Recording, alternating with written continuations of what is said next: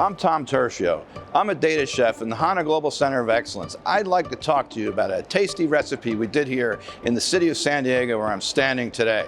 We took transactional data out of Suite on HANA and brought that over using Smart Data Access in HANA, create a virtual representation of the data in ArcGIS on HANA, and we were able to serve that up to firefighters such that they would never show up to a dead hydrant. One of the problems they had was that the data would be stale when they brought it into ArcGIS out of their old ECC system.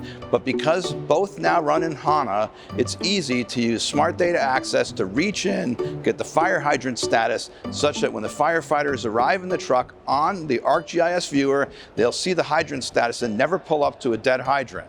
So this could help save lives and put out fires faster. And the cool thing about this is we did this in 2 weeks from start to finish, standing it up in production and putting it in the hands of firefighters. And that's my tasty recipe from the city of San Diego.